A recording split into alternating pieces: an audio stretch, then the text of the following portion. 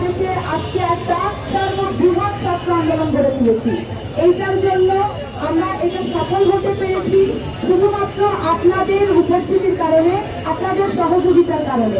প্রতিটা আন্দোলনে আমরা দেখেছি যে কিভাবে করে সেই সকল আন্দোলনে শ্রমজীবী মানুষ থেকে শুরু করে কৃষকরা থেকে শুরু করে শিক্ষকরা, শিক্ষিকারা, সর্বস্তরের মানুষ এক কাতারে দাঁড়িয়ে তাদের কাজ মিলিয়ে তারা প্রতি যুগে যুগে তারা তাৎক্ষণিকভাবে তৎকালীন যে সংকটগুলো এসেছিল, যে স্বৈরাচারমূলক ঘটনা ঘটেছিল, সেগুলোর কিন্তু প্রতিহত করেছে।